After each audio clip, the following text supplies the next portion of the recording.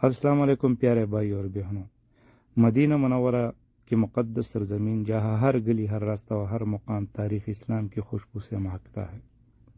آج ہم ایک ایسے بابرکت مقام کی طرف جا رہے ہیں جس کا تعلق ایک عظیم صحابی حضرت سلمان فارسی سے ہے۔ پیارے دوستو، یہ وہ کنواں ہے جس کی پانی سے جڑے بے شمار روحانی یادیں اور تاریخی روایت موجود ہے۔ یہ ہے بیر فقیر۔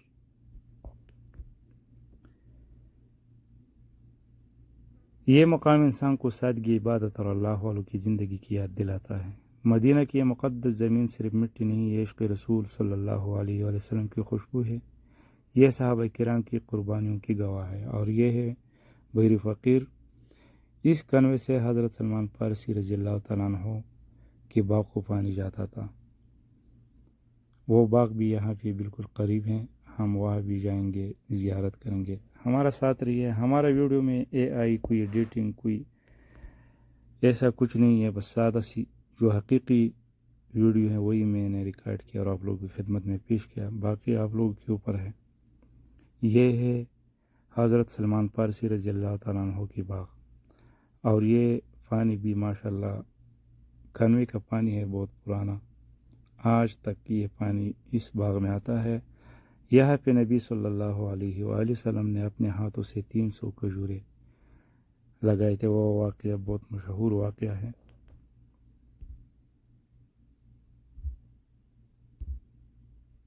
آپ لوگ زیارت کیجئے۔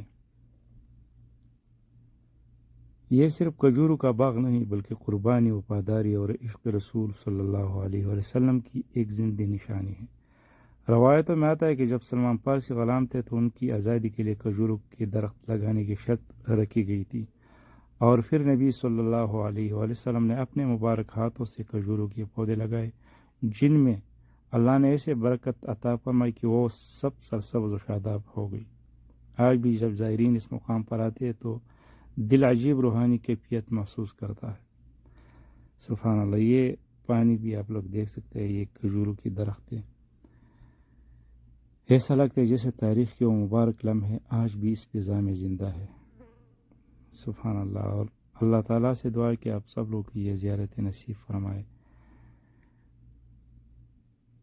السلام علیکہ یا رسول اللہ صلی اللہ علیہ وآلہ وسلم۔ السلام علیکہ یا رسول اللہ صلی اللہ علیہ وآلہ وسلم۔ یہ مدینہ ہے، یہاں کی ہوا بھی سکون دیتی ہے، یہاں کی مٹی بھی محبت سکھاتی ہے، اور یہاں کا ہر منظر دل کو اللہ اور اس کی محبوب صلی اللہ علیہ وآلہ وسلم کی یاد دلاتا ہے۔ درود شریف پڑھیے۔ اور یہ وہ کھجوروں کا باغ ہے